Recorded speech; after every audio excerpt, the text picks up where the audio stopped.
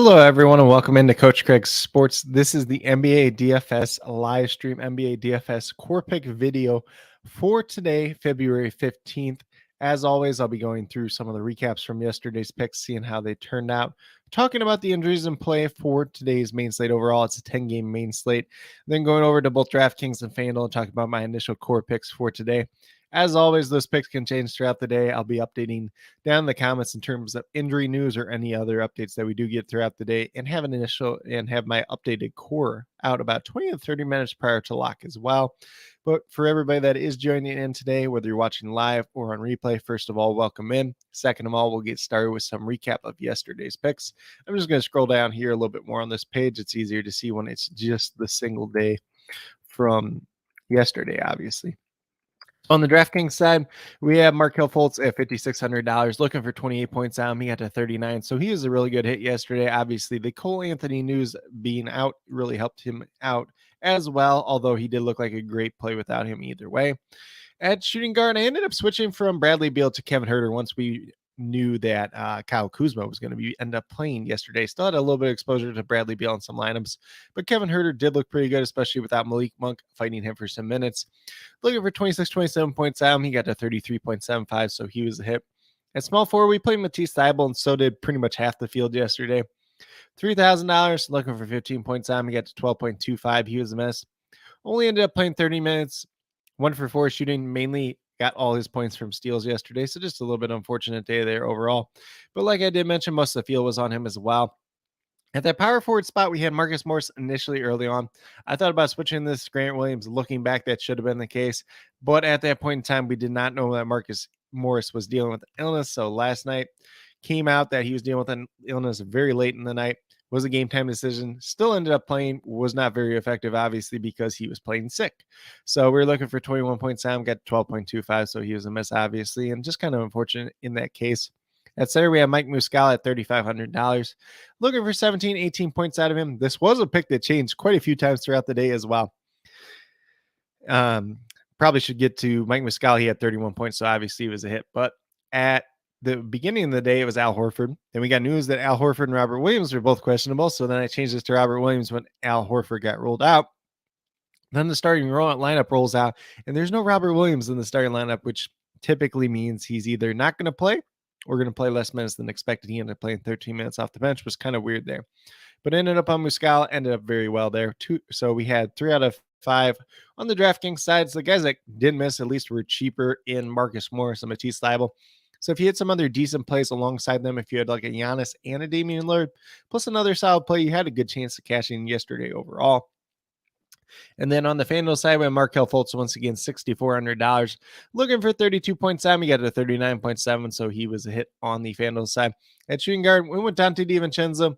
Probably could have been one that we changed throughout the day since Klay Thompson ended up playing on the back-to-back, which was the first time he did that all season, which definitely wasn't expecting that. But DiVincenzo still in the starting lineup. Didn't look like a bad play overall, $5,400. Looking for 27 points out of him.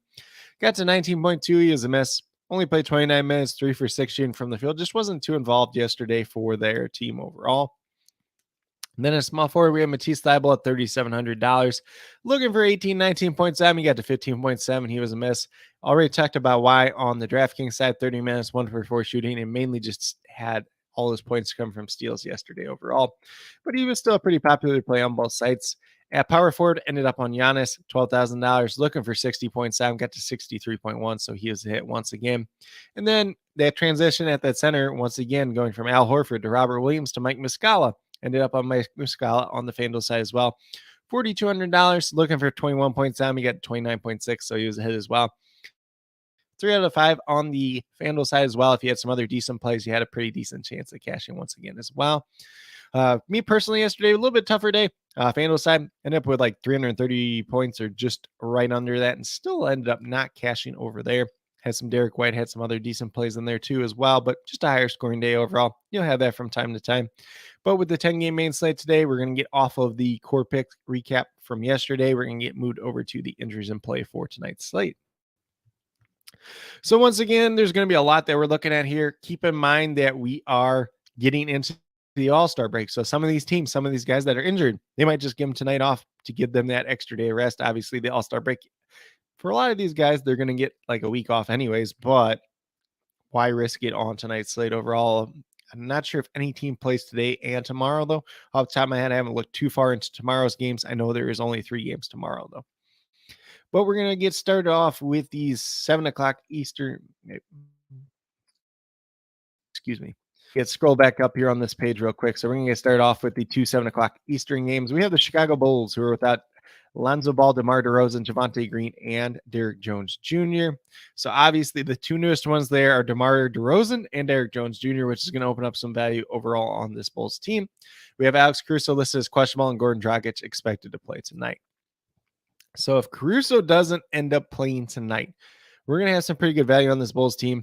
Zach LaVine, Nikolai Vucevic are going to look great on both sites either way because there is no DeMar DeRozan, so those guys are going to take their normal uptick that they would take without him out there. But there's also minutes to go around, so especially Derrick Jones Jr., a guy that could eat up some minutes. Obviously, if Javonte Green was healthy, he could eat up some minutes as well.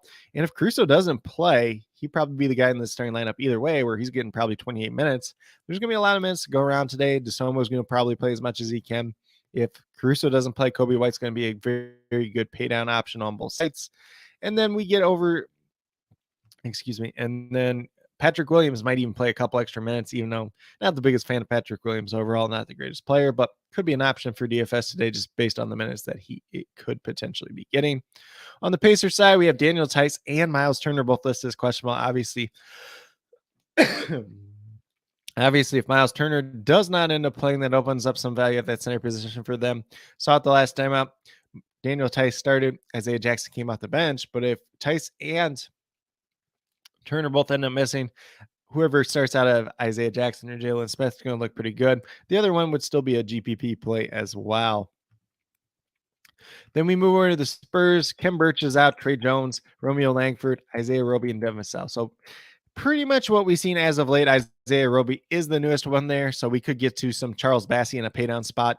Pretty cheaply priced on both sides if you really want to go there. If Zach Collins gets into foul trouble, if Bassey gets out there and he plays pretty well, he could get some extended run as well. Although he recently came back from a foot injury, so I'm not sure if he'd add any type of minutes limit. We also have Doug McDermott listed as questionable, which could open up some more minutes for guys once again. But at this point in time, we're kind of looking at probably the same starting lineup for the Spurs overall. Devontae Graham's a little bit of interest off the bench as well. Can take some shots here for sure, especially in a good pace-up matchup. Then on the Hornets side, we have Cody Martin, Kelly Oubre, both out once again, and then Kai Jones listed as doubtful. Pretty much this Hornets team, you can take a shot on anybody if you really want to. Mark Williams still going to look pretty decent on both sides. All those prices coming up. PJ Washington's played really well as of late. Gordon Hayward's minutes are up. LaMelo Ball and Terry Rozier, you can mix in some as well, especially in a good pace-up spot once again. And then for the Knicks, just Mitchell Robinson now once again. It seems like Sims and Hartenstein are kind of splitting the minutes more so than not at this point in time once again. So not really too interested in them. If you want to take some shots on like Jalen Brunson and Julius Randle, that's probably where I would be going from this Knicks team. Keep in mind, Julius Randle does have some pretty good history against the Atlanta Hawks throughout his career. And then on the opposite side of the end, John Collins, probably the most likely guy to defend him, is questionable today. He's dealing with a hip flexor strain. So if he ends up playing, could be advantage for Randle. And if he doesn't end up playing, still could be an advantage for Randle. Although, the Hawks haven't fared too well against power forwards so far this season. Then we have DeAndre Hunter, who is expected to play tonight. So not really too worried about him at this point in time. Moving down in the Pistons, we have Marvin Bagley and Nerlens Noel, both listed out in the for the Pistons at this point in time. He's available to play kind of role he plays tonight overall. If you want to take like a GPP paydown option on him, you can do that. Probably not going to do it myself just because Stewart and Durant both have been, reasonably good, and I don't think they're going to try to blow that up at this point in time. And with the 10-game slate, I don't think you really have to go down that far and dig that deep if you really want to. For the Boston Celtics, we got Gallinari and Jaylen Brown both out once again. It is important to note they're on the back-to-back, so this could change throughout the day. Jason Tatum, once again, is listed as doubtful due to his illness. Derek White is playing extremely, extremely well as of, but supposedly in his left ear, where supposedly he can't hear. He's going to see a specialist early today and see how that all shakes out. So we'll wait on the news for that because that is a pretty important piece, especially with no Jason out, no Jaylen that night. So that just kind of adds to it. Mark is listed as questionable, which is kind of a surprise to me. I just thought they'd hold him out till after the All-Star break, but I'm still going to assume on the side of caution that he's out once tonight. Al Horford listed as probably after Lipness last night. Robert Williams only played a little bit off the bench tonight. We'll see if he plays tonight. We'll see if he plays tonight or not on the back-to-back. Wouldn't be surprised if he gets ruled out tonight. So there could be some value coming from the Celtics team overall, just really depending on what guys are in and what guys are out. And as always, I'll list that down in the comments throughout the day as we do get that news available to us. Moving to the Miami Heat, we have quite a few injuries once again. We have their hero out once again. We already know that right ahead of time. Nikolai Jovic, Kyle Lowry, Victor Oladipo, number 7. All this is out. Duncan Robinson is now listed as questionable. We'll see if he's good to go tonight or not. Obviously, if he is, he's kind of interesting. I don't even remember what type of injury he had at this point in time, so I'm just going to open this up because it's been a while since we've seen Duncan Robinson in general, but finger injury. So not really a lower body injury, so he probably not too limited in terms of minutes as long as his conditioning is okay. So he could play a role off the bench tonight if you really want to go there. If he's even in, let's just put it that way. Brooklyn Nets appear to be all the way healthy at this point in time. And then for the Cleveland Cavaliers, we have Danny Green, who recently joined the team, listed as questionable. Ricky Rubio was downgraded earlier today to questionable due to an illness. So we'll see if he's good to go tonight or not. Probably just going to rest him because there's no reason to play a guy that's sick, especially right before the All-Star break. And then for the 76ers side, Furkan Korkmaz is out once again. Joel Embiid is listed as questionable. So is Dane Dedmon, who recently joined the team. PJ Tucker listed as probable at this point in time, so I would expect him to play. Embiid's been questionable for like the last 8 games, so not really too concerned there. Obviously, maybe they rest him before the All-Star break. That would be kind of weird since he's been playing all these other games, so I don't really expect it at this point in time, especially against a better team in the Cleveland Cavaliers, where it's a pretty competitive game overall. Moving down to the Houston Rockets, Kevin Porter Jr. remains out once again, so not much to change here. And then on the Oklahoma City side, Povashevsky's out once again, so not much change on their side either. For the Utah Jazz, just Russell Westbrook out once again tonight. Obviously, still working on their buyout and everything else like that. For the Memphis Grizzlies, we have Steven Adams listed as out once again. We've seen Xavier Tillman start most of the games, but him and Brandon Clark spent minutes more so once again tonight. Would not be surprised if they go back to the more traditional big men and Xavier Tillman tonight. So you could take some shots on him if you really want to do so. For the Dallas Mavericks, we have Maxi Kleber, Davis Bertans out once again. Christian Wood and Reggie Bullock both dealing with illnesses, making them questionable tonight. So maybe some value this opens up on this Dallas team overall tonight. And then we do have Tim Hardaway Jr. dealing with a hamstring injury. Probably out once again tonight since there's not really much reason to push him overall. On the Nuggets side, we have Colin Gillespie and Zeke Naji both out. Reggie Jackson, who recently joined the team, is also listed out at this point in time. Jamal Murray and Aaron Gordon both listed as questionable. Both have missed quite a few games as of late, but would not be surprised if they hold them out once again as we approach the All-Star break. And then last but not least, for the final game of the night, the New Orleans Pelicans are without Zion Williamson, EJ Liddell, and Dyson Daniels, so nothing new real there. Then we have CJ McCollum listed as questionable. He's dealing with an ankle injury at this point in time. If he doesn't play, Jose Alvarado is going to look like a pretty good pay down option overall. Although we don't really have that news right off the bat. Josh Richardson, who recently joined the team, did play a lot of minutes last time out as well. And then for the Lakers, we have LeBron James listed as questionable. He's missed 3 straight games now. And then Anthony Davis listed as probable to play tonight. So could be interesting to see what their team looks like overall, especially if LeBron is back tonight as well. But with that being said, that's a quick little rundown on all the injuries in play for tonight's slate. As always, I'll be listing the injuries down in the comments as they do come out throughout the day as we get that news. But the primary ones that we are looking at this point in time, LeBron James, CJ McCollum, that Mavericks news could matter a bit, especially for the injured guys. Assume the Denver guys are out once again, but if something changes with that, we'll make a note of it. Joel Embiid, if he were to be ruled out for some reason, not really too concerned about the cat. South Means is going to be a big one for today overall. And then we get up to Miles Turner, who's going to be a pretty big one, Alex Caruso as well. And then John Collins, who I do probably assume is out once again tonight. So could be some very interesting value that does open up throughout the day. And I will highlight that down in the comments as I already have mentioned. But with that being said, we're going to get out of the injuries for today. We're going to get over to DraftKings and talk about some core picks for tonight. Keep in mind that, this is all subject to change, especially as we get that news throughout the day. But the point guard position, going right back to Devontae Graham today, he's $4,000, looking for 20 points at him. which he's pretty much gone over, I believe, every time since he's been in the Spurs team. Although he's coming off the bench, still playing sizable minutes and not really afraid of that at this point in time. Goes against one of his former teams in the Charlotte Hornets tonight, so maybe a little bit of revenge factor there if you're really into that. But currently I'm projected for 24, 25 points tonight. Looks like a pretty solid play overall. And he is a guy that does have point guard and shooting guard versatility. Our next guy up is Alex Caruso, who does have that same versatility. He's $3,400, so a very reasonable price tag at this point in time. You're looking for 17 points at him. He's averaging almost 19 on the season, goes against the Pacers. It's a pace-up spot as well.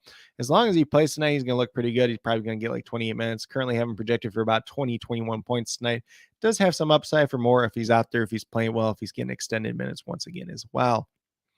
But if he does not end up playing, that is definitely a pick that will change throughout the day as well. And once we get down to our small forward, we got Max Strus here at $5,000. Obviously, no Tyler Hero. We saw him play 42 minutes last time out. So they're not afraid to run him out there as much as they need to. He's shot the ball pretty well. He's a guy that can score a rebound a little bit as well.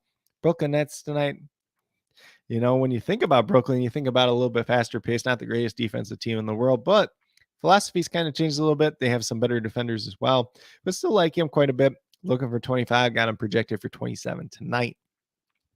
Then at power forward, we're going down to PJ Washington, who's playing extremely well and playing extremely big minutes as of late, $6,100. Price tag isn't all the way caught up on the DraftKings side at this point in time. Looking for 30, 31 points out. Currently, I'm projected for 32, 33 tonight. It is a pace-up spot against the Spurs as well. And then we have his teammate at that center position, and Mark Williams, another guy we've been playing a lot of as of late. He's $5,300. He's starting to get caught up there in price, but probably should be a guy that's at $6,000 at this point in time. Currently, I'm projected for 28 points. Obviously, we're looking for 26, 27 out of him tonight, but definitely has some upside for more as well as we've seen in recent games. But with that being said, if you go with these 5 players that I do have listed here, you have $26,200 remaining, just over $8,700 per player. So a lot of different ways you could go about tonight, whether you want to pay up for like a stud player. There's quite a few of them out there. Or if you want to take a little bit more balanced approach for your last 3 spots as well. But with that being said, pretty much what we have for DraftKings at this point in time. So we're going to get out of here, go over to FanDuel and talk about those core picks as well. And I should mention, as I'm moving over to the FanDuel side, if anybody is listening via the live stream and you have any questions, feel free to leave them in the chat. If you were listening on replay, feel free to leave them down in the comments and I'll get back to you as quickly as possible. But on the FanDuel side, we have point guard Kobe White. So a little bit different than Alex Caruso on the FanDuel side. He's $4,200, looking for 21 points. Should get some extended minutes tonight as well against the Pacers. If he's shooting the ball well, going to be somebody that we do want to play. Currently having projected for 22 points. If Alex Caruso's out, he's going to look even better tonight. You're going to see a lot of Bulls as some value plays on tonight's slate overall. And we move right down to his teammate in Zach LaVine at $7,600. Looking for 38 points out. He's averaging almost 37 on the season. No DeMar DeRozan tonight. Pace-up spot against the Pacers. Currently I'm projected for 42 points, but definitely has a ton of upside for more as well. And then at small forward, we got Max Strus once again. Pretty much everything we said on the DraftKings side still applies. No Tyler Hero, played massive minutes last time out.